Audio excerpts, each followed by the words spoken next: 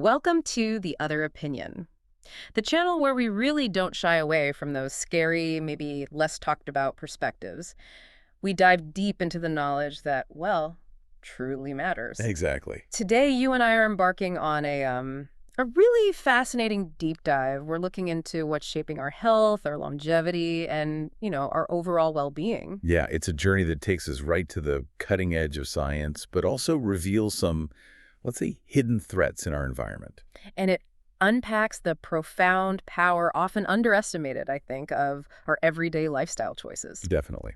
And for this deep dive, we've gathered insights from, well, an incredible stack of sources. We've got groundbreaking essays, people like Eric Topol, his work on the revolution in high-throughput proteomics and AI. Right. But we've also pulled in extensive research covering things like environmental toxins, exercise, which some call the ultimate longevity drug diet, sleep, and the broader impact of lifestyle. It's a really comprehensive look. It really is. And our mission today for you listening is to pull out the most important nuggets, the key takeaways from all these different perspectives. Kind of a shortcut. Exactly, a shortcut to being truly well-informed. We want to give you surprising facts, practical takeaways so you can navigate your own health journey without, getting buried in information overload. Makes sense. So if you're ready for an engaging conversation, one that connects dots you might not see elsewhere, you are definitely in the right place. And as we go, maybe you jump into the comments. We love hearing your other opinions. Oh, absolutely. Please remember to like this deep dive if you find it valuable. Share your own other opinions and insights down below. Subscribe to our channel, The Other Opinion, of course. Please do. And share this with anyone you think would benefit. Okay. This stuff is crucial. It really is. Okay, so let's kick things off. Let's shine a light on this quiet but really profound revolution happening in science. Proteomics and AI. Yeah, Eric Topol calls it that, a quiet revolution. High-throughput proteomics and AI. It sounds very high-tech. What exactly are proteomics? Why is this such a big deal?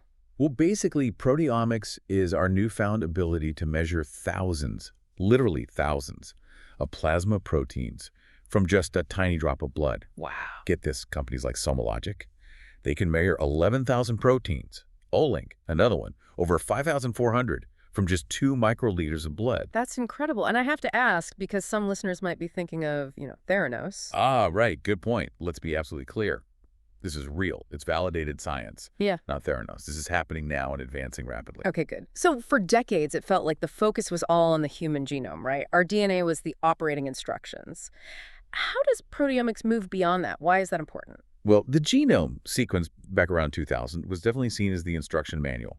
And it is critical, don't get me wrong. Right. But it's incomplete. Yeah. Think about it.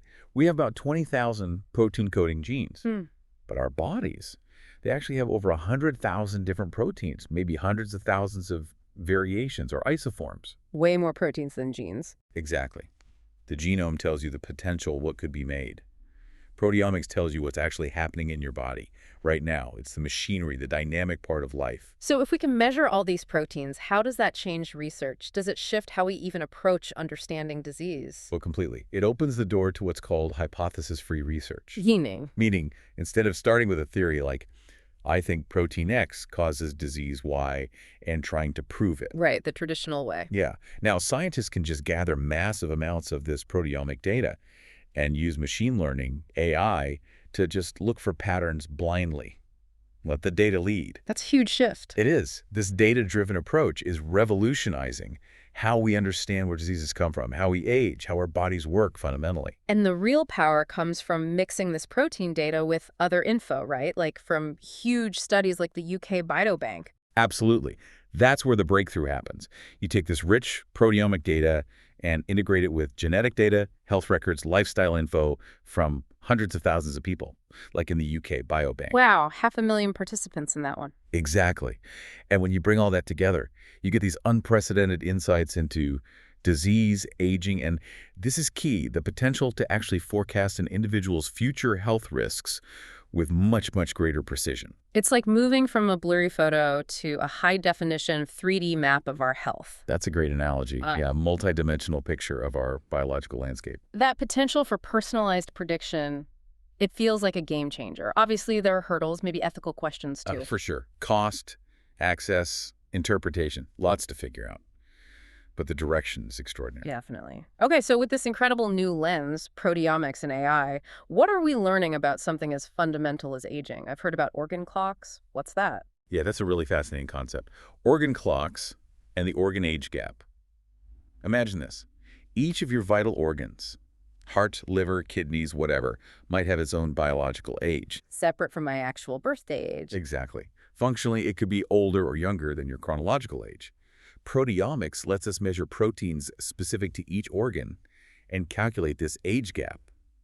There's a whole new way to look at biological aging. So there was a key study on this. Oh, and colleagues. Right. They looked at over 5,600 adults, measured 5,000 plasma proteins, followed them for years, and they identified proteins specific to 11 different organs. And what did they find? Were people's organs aging differently? Strikingly so. They found about 1 in 5 people were hyperagers for at least one organ, meaning that organ was functionally much older. Wow, 1 in 5. And about 2% were hyperagers for multiple organs.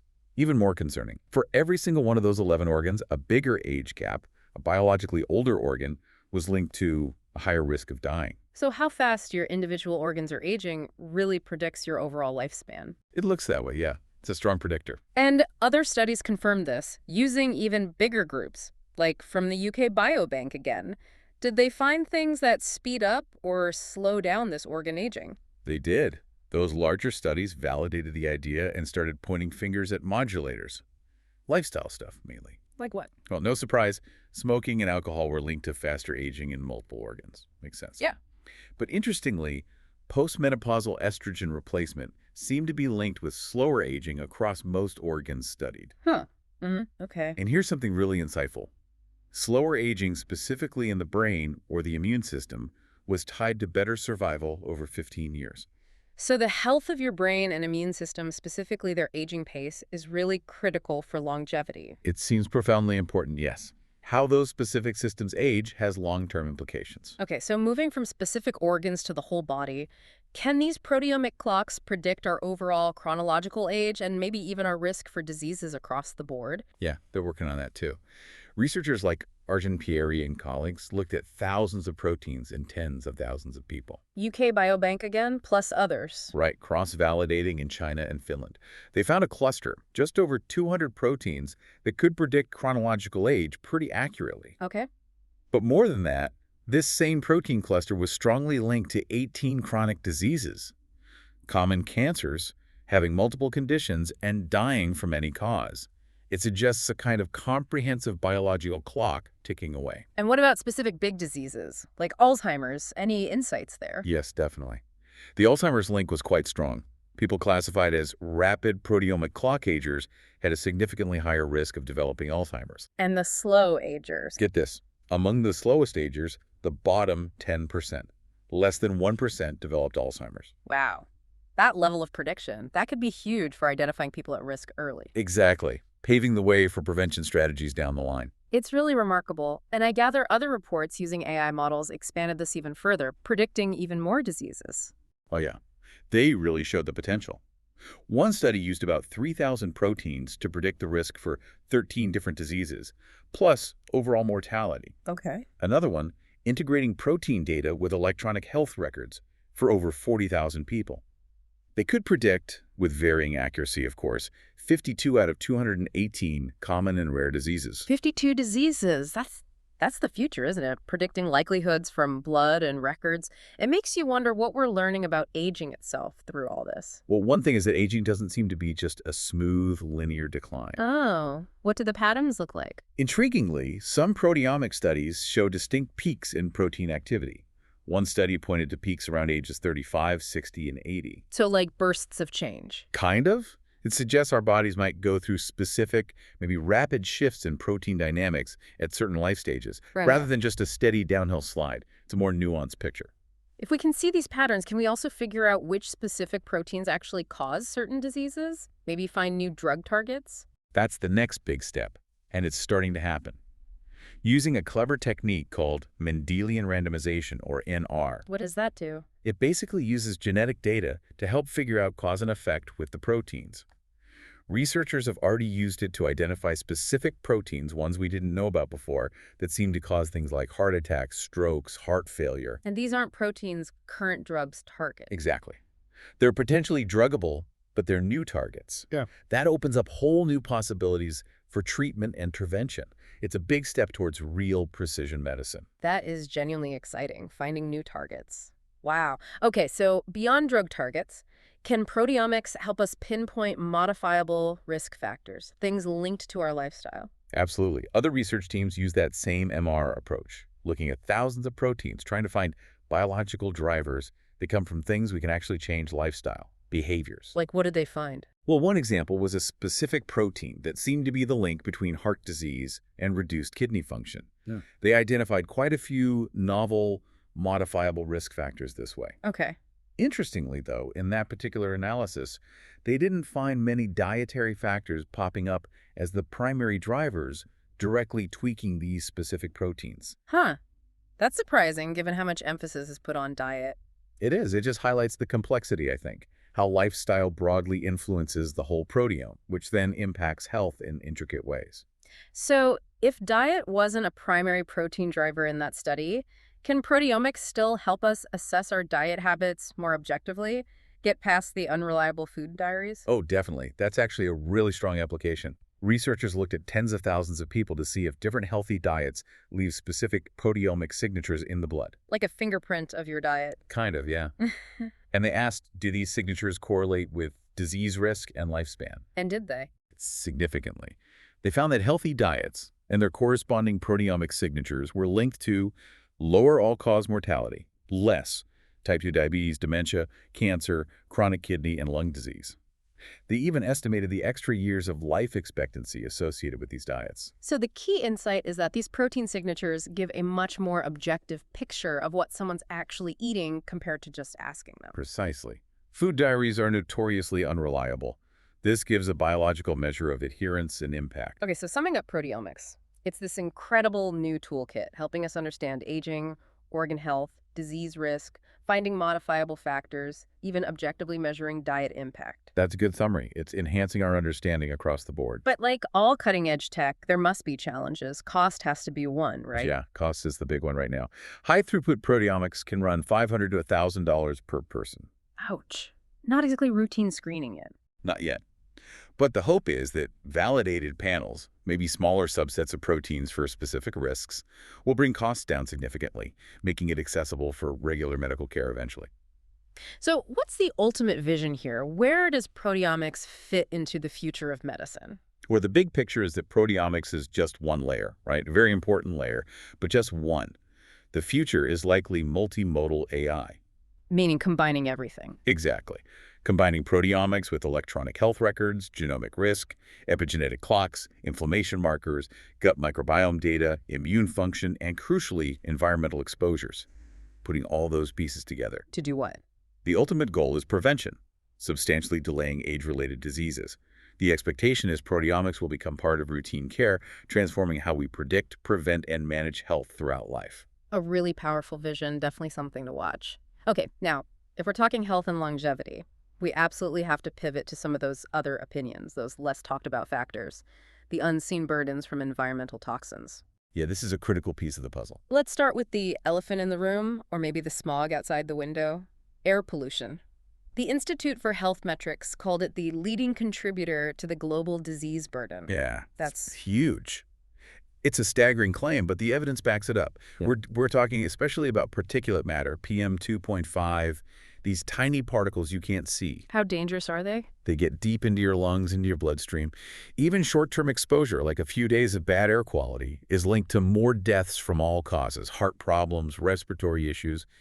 Globally, maybe 1 million deaths a year just from short-term exposure to fine particles. 1 million deaths. Wow. And here's the really worrying part. For chronic exposure, long-term effects, especially on cardiovascular health, they haven't found any safe threshold for PM 2.5. None. So even levels below current air quality standards are risky. The risks still exist, yes. It's Yeah. impacting us constantly, often without us realizing it. So it's not just coughing or asthma. The damage is body-wide. Completely systemic. For instance, Chronic PM 2.5 exposure is linked to maybe 20% of type 2 diabetes cases. Diabetes from air pollution. Yep. Also linked to cognitive decline, weaker immune response to vaccines like the COVID vaccine, even higher blood pressure just from being in rush hour traffic. How does it do all that damage? Multiple ways. Sure. It triggers body-wide inflammation, messes with immune function, increases oxidative stress, disrupts the nervous system, makes blood more likely to clot. It's a multi-organ assault. That is profound. The scale is huge. What about other hidden toxins beyond the air outside? Oh, there are plenty. Radon gas indoors, for example. Colorless. Colorless. What does radon do? It's a leading cause of lung cancer in non-smokers, also linked to stroke. And the scary thing, 75% of U.S. homes haven't even been tested. A third of the population might be exposed above a significant level. 75% untested. Wow, what else? Pesticides, linked to multiple cancers, type 2 diabetes, cognitive issues, Parkinson's, autoimmune diseases. The evidence isn't always definitive, cause and effect-wise, because prospective studies are hard. Right. But it's suggestive enough that Consumer Reports gives advice on reducing exposure from food, and there are calls to ban some specific chemicals. Okay. And don't forget, noise pollution.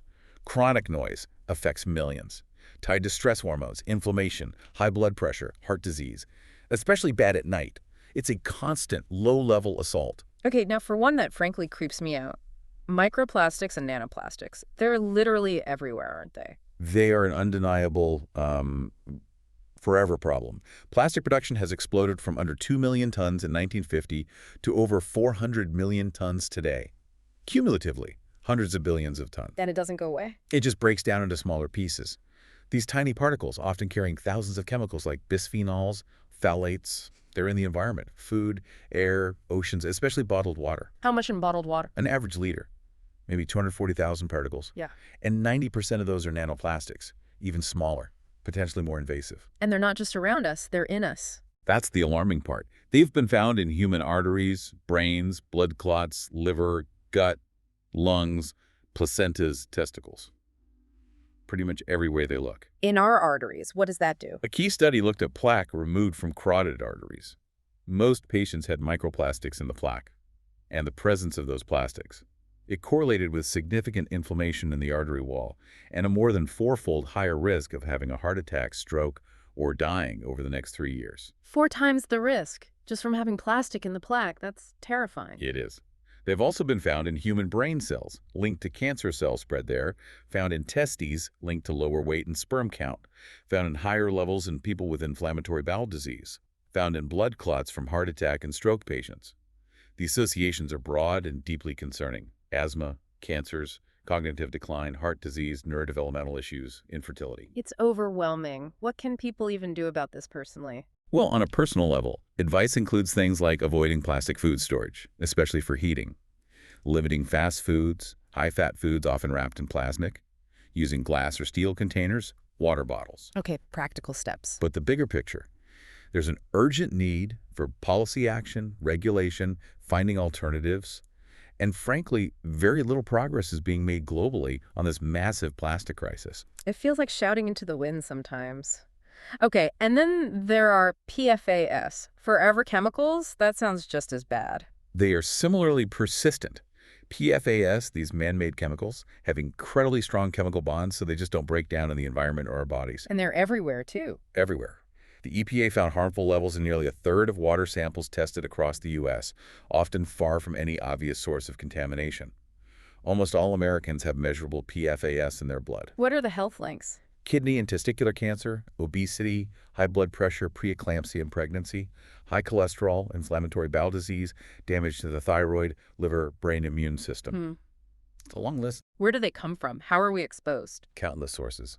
Tap water, processed meats, seafood, non-stick cookware, food wrappers, pizza boxes, microwave popcorn bags, clothing, carpets, furniture, dental floss, firefighting foam, even things like yoga pants and sneakers. It feels impossible to avoid. Is regulation keeping up? Sadly, no. Not even close. The EPA set its first ever drinking water standard for PFAS in 2024, but it only covers 6 chemicals out of 10,000 plus PFAS variants. 6 out of 10,000. Yeah. The U.S. action is incredibly slow compared to, say, Europe on things like trans fats years ago. There's a history here of industry influence delaying protective measures, similar to what happened with tobacco or, as we discussed, ultra-processed foods. So pulling it all together, air pollution, radon, pesticides, noise, microplastics, PFAS, it's this cumulative toxic burden that we're just starting to grasp. Exactly. All these chemicals, these pollutants, plus things like ultra-processed foods, they create this pervasive web of health hazards that we haven't adequately recognized or handled. And that sharp rise we're seeing in certain cancers among younger adults. It's very possible these environmental factors are a major driver. It's truly sobering, and it really underscores why we need to stay informed and advocate for change. So please, everyone listening, like this deep dive if you're finding it eye-opening. Share your own other opinions or concerns in the comments, subscribe to The Other Opinion, and share this with your network. Awareness is the first step. Absolutely. Okay, let's shift gears. Let's move towards something that, while maybe considered low-tech, holds immense power, our lifestyle choices. But we're using a broader definition, right? Lifestyle plus stay. That's right. A key takeaway here is expanding the definition.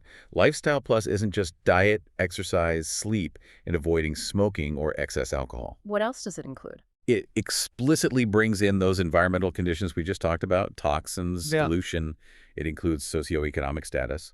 And critically, it includes loneliness and social isolation. Okay. And within the classic areas, the definitions are updated too. Yeah, so diet now means thinking about ultra-processed foods, maybe time-restricted eating, optimal protein. Exercise isn't just cardio, it's posture, resistance training, balance. It's a more holistic, modern view. And the advantage is that a lot of this doesn't require fancy technology. That's the low-tech advantage. Many healthy years can be added without needing expensive gadgets or cutting-edge procedures. These are foundational pillars, largely within our control. Now, a quick point about the evidence here. A lot comes from observational studies, not randomized trials. Can you explain the difference briefly? Sure. It's important context. Most lifestyle studies are observational, watching large groups of people over time. It's hard to randomly assign someone a lifestyle for years, so we look for associations. Self-reported data can be fuzzy, but when you see consistent patterns across huge studies, millions of people, it's powerful evidence, especially for all-cause mortality, death from any cause. Randomized trials are smaller, shorter, but they can show cause and effect for a specific intervention. Both are valuable. Got it. Okay, let's dive into exercise, called the ultimate longevity drug. Why is it considered so incredibly powerful? Honestly, nothing else comes close for promoting healthy aging. If you could bottle the effects of regular exercise into a pill, it would be a miracle drug. It benefits practically every single organ system. Every system, like what Well, not only specifically? cardiovascular, obviously, Yeah. but also brain, pancreas, muscles, gut, liver, fat tissue, immune system, blood vessels. It improves insulin sensitivity, fights atherosclerosis, lowers bad lipids, reduces inflammation, boosts immune function, enhances mitochondria. The list goes on. I heard inflammation was suppressed more by exercise than a popular weight loss drug in one trial. That's right. A direct comparison in a randomized trial showed exercise had a more potent anti-inflammatory effect. Wow. There was also that great analogy about buying time. Ah, yeah, Ewan Ashley from Stanford. Based on studies, he said something like, 1 minute of exercise bought you 5 minutes of extra life. 5 for 1. And for high-intensity exercise, maybe 7 or 8 minutes back for every minute spent. A great way to motivate people who say they don't have time. It really is. So what are the actual longevity gains we see in studies? Compared to being sedentary, consistently doing something like brisk walking for 450 minutes a week, that's about an hour a day, was linked to living 4.5 years longer. That's from a huge study following over 650,000 people for a decade. 4.5 years longer. And it's not just lifespan, right? It's reduced mortality overall. Absolutely. Lower risk of dying from heart disease, cancer, and crucially, all causes. One massive review covering 30 million people found about a 31% reduction in all-cause mortality with regular activity. And there's a clear dose response. Meaning more is better. Generally, yes. More activity, more benefit. Interestingly, improved sleep quality showed a similar level of benefit, around that 30% mark. Okay, just to clarify, how do we define moderate versus vigorous activity? Moderate is things like brisk walking, casual biking, dancing, gardening. Your heart rate's up, you're breathing faster, but you can still hold a conversation. Okay. Vigorous is jogging, swimming laps, competitive sports, elliptical, stair climbing, you're breathing hard, heart rate's high, talking is difficult. And the UK Biobank study using wrist trackers confirmed all this objectively. Yeah, that was a good one. Nearly 72,000 adults wearing accelerometers. It confirmed the benefits, confirmed the dose response. Also showed benefits for reducing falls in older women and preserving brain function. And interestingly, women seem to get even more mortality benefit than men from the same amount of activity. Interesting gender difference. Now, the dose response, does it eventually plateau, Mhm. or is more always better? That's debated. Some studies suggest the mortality benefit might level off somewhere between 300, 600 minutes a week of moderate or 150, 300 vigorous, So diminishing returns after a certain point. possibly for mortality. But what's really consistent is that there's no evidence of harm from doing too much activity in this context. You don't see benefits reversing if you're very active. Good to know. But despite all this evidence, most people aren't hitting the basic guidelines, are they? Not even close. In the U.S., only about 1 in 4 adults report meeting the minimum guidelines, 150 plus minutes moderate or 75 plus vigorous aerobic plus muscle strengthening twice a week. Globally, it's over a quarter of adults who are inadequately active. That's a huge public health gap. And the cost is real lives. Definitely.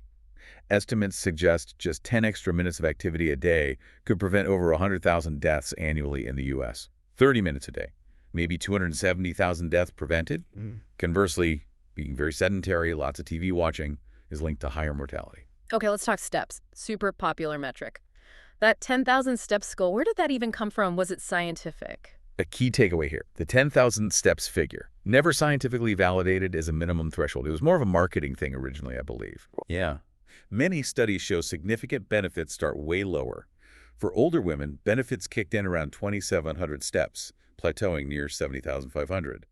A big analysis found benefits starting at 2,500 steps a day and 8% mortality reduction climbing up to 8,800 steps for a 60% reduction. So the number itself isn't magic. Intensity matters, too. Yes, steps per minute, the pace, also showed benefits regardless of the total count. Though one UK Biobank study did find the lowest mortality risk around 9,000, 10,500 steps. And faster walking helps more for preventing type 2 diabetes. But here's the important caveat. Just counting steps isn't the same as dedicated aerobic exercise. Crucial distinction. Steps often include just incidental movements, starting and stopping. The 150 minutes guideline is about sustained activity that gets your heart rate up for aerobic fitness. Steps don't automatically capture that. Okay, this leads to something important. For years, the focus was so heavily on aerobics, was ignoring strength, resistance, balance, and mistake. Looking back, yes, it was definitely an oversight. The evidence now is overwhelming for how critical strength, resistance, and balance training are, especially as we age. Aerobics is just one dimension. Why is it so important as we age? Well, we start losing muscle mass, sarcopenia, around age 50. Between 60 and 90, men lose about a third, women about a quarter of their muscle mass. Strength declines along with it. And strength training helps counter that. What are the benefits? Preserving core strength helps with posture, back pain, joint inflammation, mobility, balance. Just 60 minutes a week of resistance training is linked to about a 25% lower all-cause mortality. 25% from an hour a week. Yeah.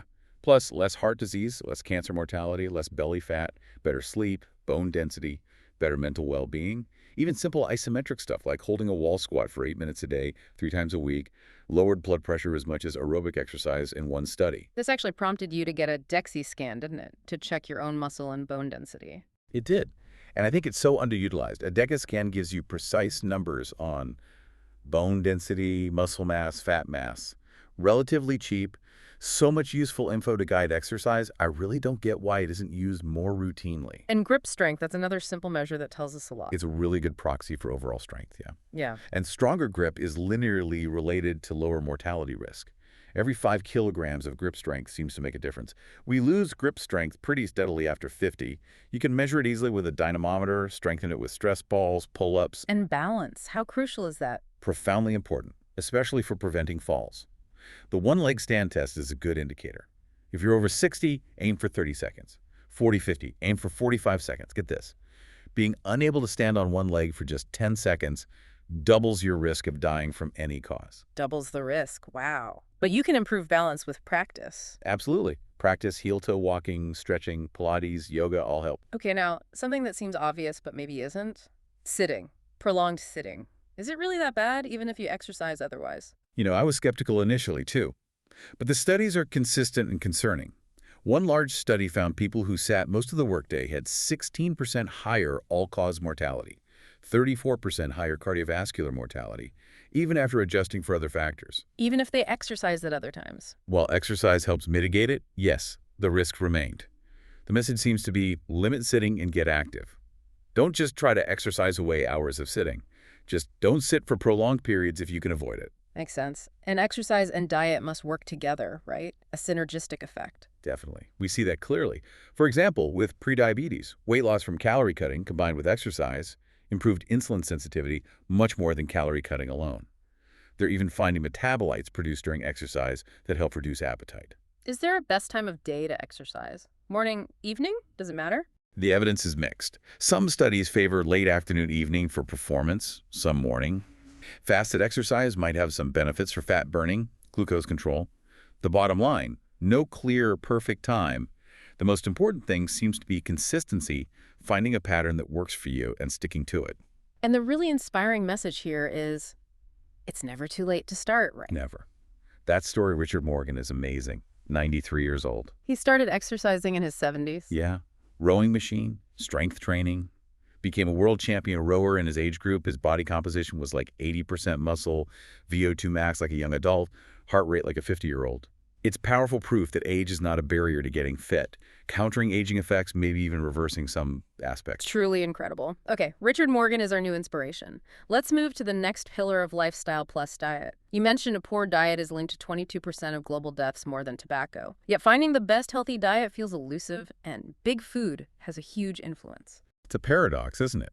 We know diet is critical, you are what you eat, but defining the single best diet. The evidence is thin, partly because one size probably doesn't fit all. And yes, the influence of big food, these huge multinational corporations, is undeniable and complicates things. A major part of that influence seems to involve ultra-processed foods, UPFs. You called them alien industrially produced substances. How do they actually harm us? They hit us in two main ways, chemically and physically. Chemically, they're loaded with additives, industrial ingredients, artificial colors, sweeteners, hydrogenated oils, emulsifiers, stuff you wouldn't use in your own kitchen. Right. Physically, the processing itself, molding, extrusion, pre-frying, makes them super digestible. They get absorbed incredibly fast, causing big spikes in blood sugar and insulin. Exactly the opposite of fiber, which slows things down. Plus, the packaging adds contaminants like bisphenols and phthalates. There was that NIH trial by Kevin Hall that really showed the impact clearly. What happened there? Yeah, that was a well-controlled randomized trial. People eating UPS for 2 weeks ate an extra 500 calories a day without trying, mostly carbs and fat, and gained weight. The group eating unprocessed foods, they actually lost weight. Why do they eat so much more? The thinking is that UPFs mess with our gut-brain signaling. They don't trigger the normal satiety cues that tell our brain we're full. It's like they short-circuit our appetite regulation. And the health risks go way beyond just waking, right? Oh, way beyond. UPFs are strongly linked to higher risk of cardiovascular and metabolic diseases, abnormal lipids, insulin resistance, systemic inflammation. We're talking like 80% higher risk of metabolic syndrome, 40% higher type 2 diabetes, 23% higher hypertension, 66% higher risk of dying from heart disease. Even cognitive function. Yep. Just a 10% increase in UPF intake was linked to 16% higher risk of cognitive impairment in older adults. Processed red meat specifically linked to higher dementia risk. The dose-response curve is remarkable and concerning, eating more than 4 servings a day, linked to a 62% increase in all-cause mortality. That is truly startling. So the advice for healthy aging regarding UPFs is? Keep them as low as possible. Read labels, look for short ingredient lists, no weird additives, no fake sugars. Shop the perimeter of the grocery store for fresh stuff. Use apps like Open Food Facts to identify them. Why hasn't the U.S. done more, like other countries, to issue guidelines against UPFs or ban harmful additives? It's a stark contrast, isn't it? The influence of big food lobbying in the U.S. is immense. They spend more than tobacco and alcohol combined. The FDA is incredibly slow to ban additives that are often already banned in Europe. It feels very similar to how the dangers of cigarettes were downplayed for decades. We urgently need better regulation, clearer labeling. It's a huge issue. Okay, moving on with in diet.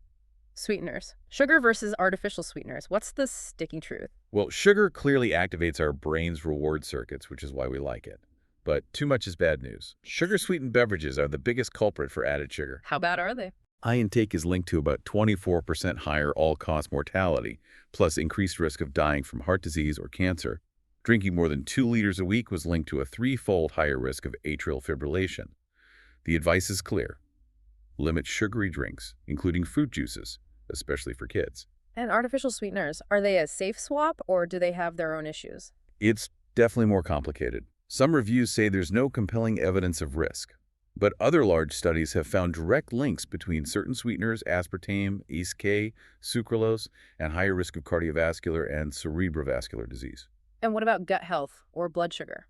A randomized trial shows saccharin and sucralose actually impaired glucose regulation, and all four common ones tested, saccharin, sucralose, aspartame, stevia, altered the gut microbiome in ways linked to abnormal blood sugar response. So the overall data look unfavorable, though maybe not as worrying as high sugar intake. Stevia seems less concerning than the others. Okay, another stable. Salt. It's more nuanced than just salt is bad, right? It is nuanced. The link to high blood pressure is clear, but how much it affects individuals varies. Moderate intake, maybe 1–2 teaspoons a day, around 2 g sodium, probably isn't a problem for most. Where does the risk increase? Cardiovascular risk seems to climb when you go over 5 grams of sodium a day. The U.S. average is around 3.5 grams. And it's not just blood pressure. High salt might reduce blood flow to the brain, potentially impairing cognition. Studies consistently show lowest CVD risk with lowest sodium intake. So for people with hypertension, the advice is still limit added salt. Check labels. Definitely. And consider potassium chloride salt substitutes if kidney function is okay. One trial showed they significantly reduced hypertension and mortality. Generally, lower seems better, despite some arguments about taste. All right, let's tackle the big three of macronutrients. Carbs, protein, fat. Quality and type seem key. First, carbs.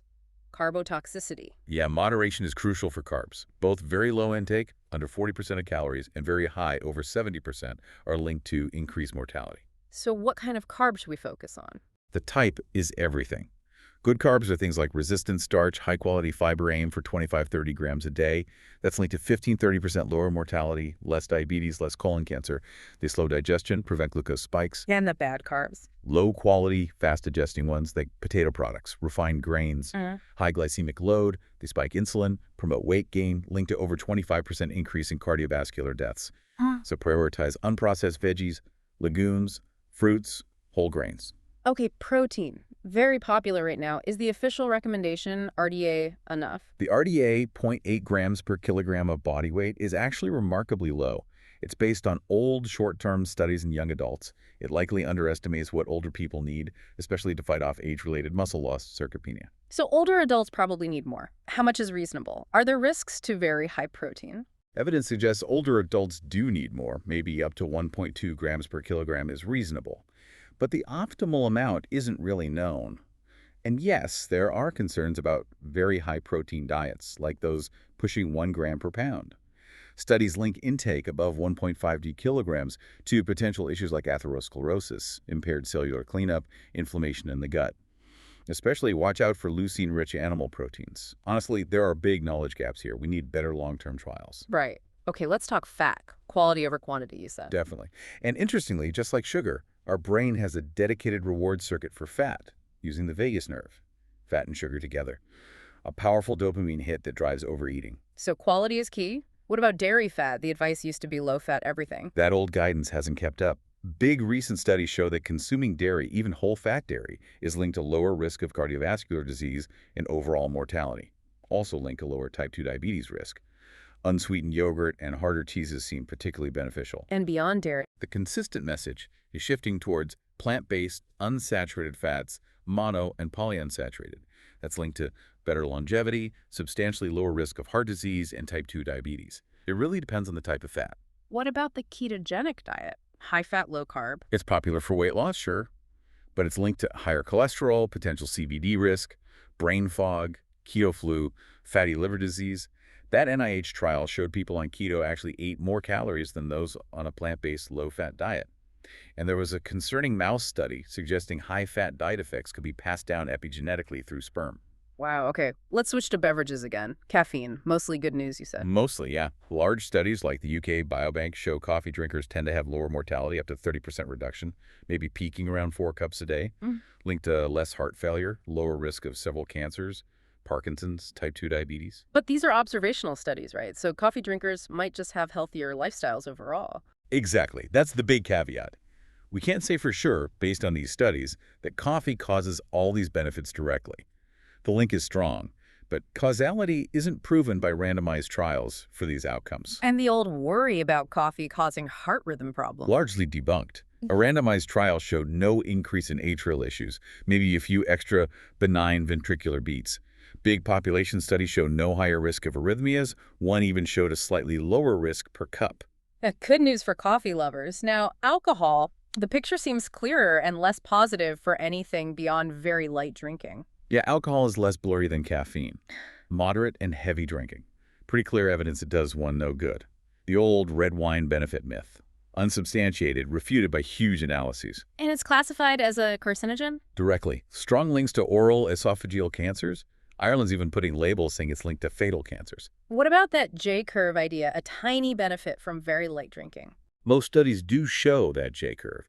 Maybe a small potential benefit for heart disease or cancer with just 1 or 2 drinks per week, but beyond that, the risk climbs exponentially for many outcomes.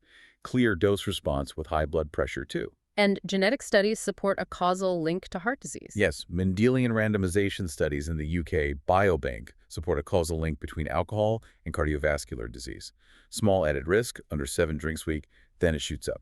So light intake might be okay, but risks escalate quickly. Okay, let's contrast red meat versus plant-based diets. Opposite ends of the spectrum, health-wise and environmentally. Seems that way. Processed meats, hot dogs, bacon, sausage, highest risk, deemed carcinogenic, huge environmental footprint. Unprocessed red meat, pork, beef, probably carcinogenic, linked to increased mortality risk. Switching from high meat to vegetarian could cut greenhouse gases nearly in half. And the health data supports this. Pretty consistently, though the risks for unprocessed red meat are often described as small but real. Studies link both processed and unprocessed red meat to slightly higher all-cause mortality. Surprisingly, one study linked higher intake of poultry, along with red meat, to increased CVD risk too. Whereas plant-based foods are consistently linked to better outcomes. Plainly healthier, yes. Lower diabetes risk, substantial protection from mortality when swapping out processed meat. Linked to slower aging at the cellular level, better immune response. Even a small shift, like getting 3% more calories from plant protein instead of animal protein, was linked to 40% lower cancer mortality. What about those plant-based meat alternatives? Are they as good as hot clams? That's a good question. They're often high in sodium, sometimes higher in saturated fat than boons or lentils. Some have heme iron, which has some links to diabetes risk. We don't have enough long-term studies on them yet, but the bottom line is clear. More red meat, especially processed, likely means less healthy. So if we're looking for a dietary gold standard, what consistently rises to the top? The Mediterranean diet. Yeah. Consistently.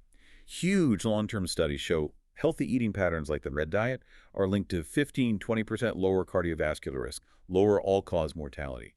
The more you adhere, the lower the risk for CVD, cancer, neurodegenerative diseases. What are the core components again? Lots of fruits, vegetables, legumes, whole grains, nuts, seeds. Healthy fats like olive oil, avocados, fatty fish for omega-3s. Olive oil itself is linked to about 20% lower mortality, less dementia. Fiber is huge, aim for 30 grams a day. Linked to way less heart disease, diabetes, colon cancer, nuts and seeds, a handful a day, linked to 20% lower CVD risk. And the Mediterranean diet has actually been tested in randomized trials, which is rare in nutrition. Extremely rare, and the results are robust. Strong evidence for reduced death from any cause, CVD, heart attack, stroke, cancer, neurodegenerative disease, diabetes. That's across multiple trials. The pre-DIME trial is famous for this. Right. Over 7,400 high-risk people randomly assigned to med diet with extra olive oil or extra nuts, or a control diet. Result: a 30% lower risk of major cardiovascular events in the med diet groups. That's primary prevention. Other trials show secondary prevention benefits too, like the Lionheart study reducing mortality by 70% in heart attack survivors. And it affects the gut microbiome beneficially too. Yes, a large trial showed it promoted gut bacteria linked to less frailty, lower inflammation, better cognition in older adults. All that plant fiber and fermented foods really help gut diversity. While other variations like a green MED diet are being studied, the classic Mediterranean diet is currently the best validated overall. Okay, let's touch on caloric restriction and time-restricted eating, TRE. Lots of buzz about longevity. What's the deal? There's a long history of interest, even back to WWI, showing mortality reduction during food rationing. Lab studies in animals show lifespan extension, though results in monkeys are mixed. And the human approaches. TRE, intermittent fasting, IF. Yeah, Less extreme options like eating only within an 8-hour window, 16.8 TRE, or fasting on certain days, seem to mimic some benefits of severe calorie restriction, especially for insulin pathways. But the trial results in humans are kind of all over the place. Very mixed. Some trials show TRE is no better than simple calorie cutting for weight loss or metabolic markers long term. Some show no benefit over just eating normally. Any positive results? A few. One found early TRE, eating 7 a.m., 3 p.m., was better for weight loss, blood pressure, mood. Another helped type 2 diabetics lose weight and improve glucose control. But strict calorie restriction is hard, can lead to muscle bone loss, even slowed brain function since the brain needs so many calories. So what's the practical advice? Avoiding the hype. Maybe the most sensible takeaway, given the mixed data and potential downsides, is simply to eat an early dinner, finish eating 3-4 hours before bed, and then don't eat again until breakfast. Consistency seems key for circadian rhythm and gut health, but beware of extreme claims. Good advice. Finally, supplements. Are they generally worth it? A key takeaway here. Despite the massive industry, there's very little hard evidence that most vitamins or supplements benefit people who eat a reasonably healthy diet. Even popular ones like vitamin D or omega-3s. Large, well-conducted randomized trials have generally shown no significant benefit for preventing major diseases like heart disease or cancer. Multivitamins. One study hinted at maybe slowing cognitive aging slightly in older adults, but other trials showed no effect, and experts debate the claims. Are there any actual risks? Sometimes, yes. A huge review of trials found no survival benefit for most common supplements. Worse, some evidence suggests calcium plus vitamin D might increase stroke risk and niacin might increase cardiovascular risk through inflammation. While a few things are still under investigation, for now, take most supplements with a big grain of salt. Don't rely on them for health. A very important reality check. Okay, let's move to another absolutely critical pillar that often gets neglected. Sleep. Yes, sleep. It's Yeah. truly non-negotiable. As essential as air, food, water, it's this period of magical restoration, and we're understanding more now about why. Including that brain cleaning process, the glymphatic system. Exactly. During deep non-REM sleep, the brain activates this system to flush out metabolic waste, including beta amyloid, that Alzheimer's-linked protein. Just one night of bad sleep impairs this cleanup. It's a vital nightly process. And the health outcomes tied to sleep are just massive. Right. Affecting everything. Profoundly. Sleep duration and quality directly impact risk of death from all causes. Yeah. Heart disease, cancer. Also risk of type 2 diabetes, metabolic problems, immune function, obesity, Alzheimer's, stroke, mental health. It's foundational. That sleep regularity index sounds interesting. Consistency matters. Hugely. That UK Biobank study showed that people whose sleep-wake times were more consistent day to day had lower mortality from all causes, CVD and cancer. It's not just how much sleep, but how regular. So what is the optimal amount? Is there a sweet spot? There really seems to be. Studies consistently point to around 7 hours. Sleeping 6 hours or less in middle age was linked to 30% higher dementia risk later. And sleeping more than 7 isn't necessarily better. Right. This is counterintuitive for many, but studies show that consistently sleeping more than 8 hours is also linked to problems, cognitive decline, unfavorable brain structure changes, even about a 30% higher all-cause mortality risk in one huge study. So it's a U-shaped curve. Too little is bad, too much is also bad. Exactly. For heart disease risk, it goes up if you sleep less than 7-8 hours, and it also goes up even more steeply if you sleep more than 7-8 hours. 7 seems to be the sweet spot. And yet many people aren't getting enough. The sleep loss epidemic. Matthew Walker called it the biggest public health challenge. 35–40% of Americans routinely get less than 7 hours. We seem to sleep less than people in the UK or Netherlands, and it gets Right. harder for older adults. How does sleep change naturally as we age? 3 main ways. We get much less deep sleep, maybe 80–90% less by age 70. Our sleep becomes more fragmented, less efficient, and our internal clock shifts earlier, leading to earlier bedtimes and wake times. That internal clock, the circadian rhythm, is key here too. Absolutely. The master clock in the brain is influenced by light. But we also have clocks in all our organs.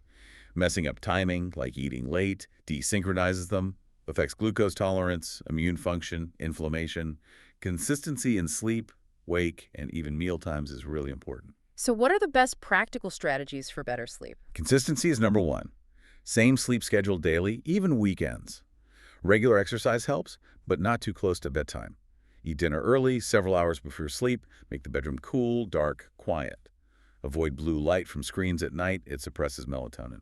What about naps and sleep trackers? Short naps, maybe once or twice a week, seem beneficial for heart health. Long naps, over an hour, are often linked to negative outcomes. Hmm. Trackers. They're popular, but accuracy varies wildly.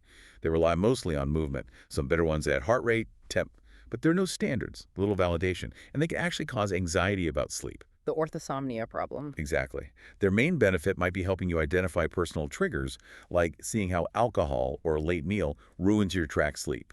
So what interventions actually work for things like insomnia? Cognitive behavioral therapy for insomnia, CBTI, is the first line. Evidence-based treatment. Digital CBT apps are showing promise too, making it more accessible. Supplements like melatonin, magnesium, generally small effects, low-quality evidence.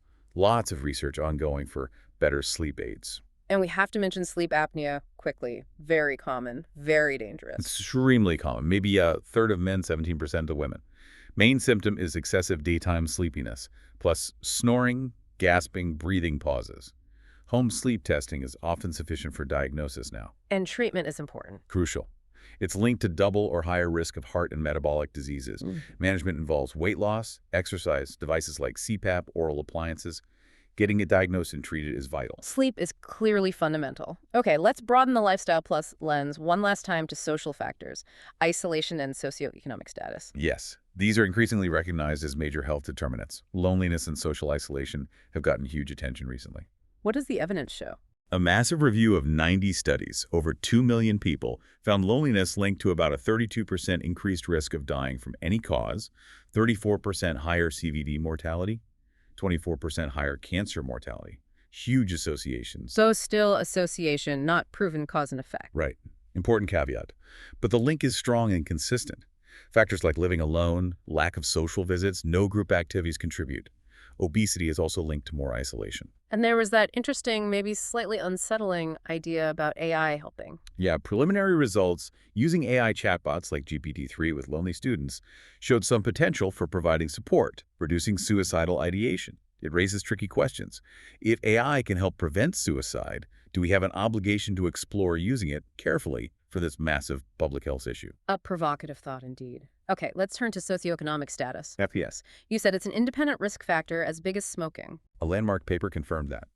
Looking at 1.7 million people, SES emerged as an independent risk factor for premature mortality, on par with smoking, high alcohol use, hypertension, diabetes, and activity.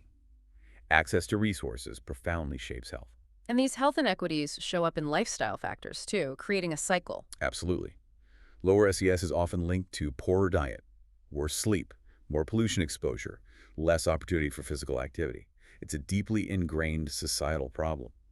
Education level also matters more. Education is linked to lower mortality risk. Reducing these inequities is key for improving population health overall. Food deserts and food insecurity are stark examples of this. Very much so. Millions live in food deserts where healthy food is hard to access, and difficulty traveling to get healthy food is strongly linked to obesity and related conditions. Food insecurity, not knowing where your next meal comes from, affects over 50 million Americans and is linked to about 50% higher risk of premature death. Food as medicine programs are trying to address this, but we need much more dedicated effort. This really brings us to the cumulative impact of all these Lifestyle Plus factors. How much difference does this whole expanded view make? A key takeaway is that it makes a huge, measurable difference. We can actually quantify some of the longevity gains. What kind of numbers are we talking about? Well, modeling suggests switching from a typical Western diet to an optimal one at age 20 could add over 10 years to lifespan. Even starting at 40 could add 9 years. Just being a non-smoker, non-obese, moderate drinker adds about 7 years compared to peers without those factors. And that study on U.S. veterans combining even more factors. That was dramatic. Combining 8 factors: never smoking, activity, moderate alcohol, good sleep, nutrition, stress management, social connection, no opioid issues, was linked to potentially 24 extra years for men starting at 40, over 20 for women. It even increased the odds of becoming a centenarian. And crucially, a good lifestyle can even buffer genetic risk. Genes aren't destiny. That's incredibly empowering. Studies show a favorable lifestyle lowers dementia risk, even for people with high genetic predisposition. It seems to mitigate genetic risk for dozens of diseases, according to UK Biobank data. So it really is the combination, the synergy of all these factors, diet, exercise, sleep, environment, social connection, that creates the healthy lifestyle plus package. Exactly.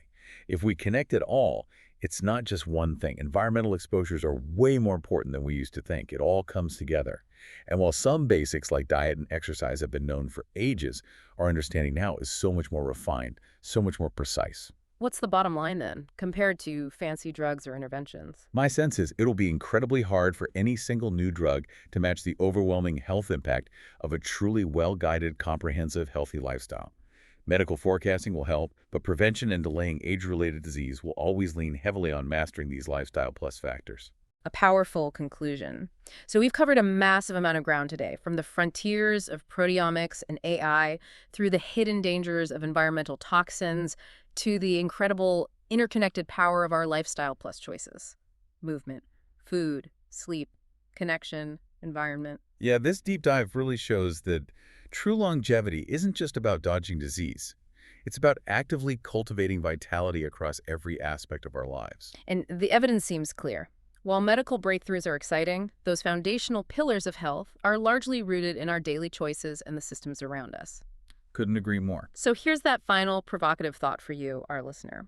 Given the profound impact of these often low-tech lifestyle factors and maybe the slow pace of change regarding toxins and ultra-processed foods, what personal changes are you inspired to make right now? And maybe bigger picture, what systemic changes do you think are most urgently needed for our collective healthy future? Great questions to ponder. We'd love to hear your thoughts. Please like this deep dive if you found it valuable. Share your other opinions and insights in the comments below. Your perspective really does matter to us. Please subscribe to The Other Opinion for more deep dives like this one. Yes, please subscribe. And share this episode with friends and family who want to be truly well-informed about what shapes our health. Spread the knowledge. And just as a final note of transparency, this deep dive was produced using an AI-powered process to synthesize a large amount of complex information from diverse sources. Our aim is always to provide you with valuable insights. But we always recommend doing your own research, too. While we strive for accuracy, remember to cross-reference information, as some details might not be perfectly accurate or complete in any single summary. Well said. Thanks for joining us on The Other Opinion.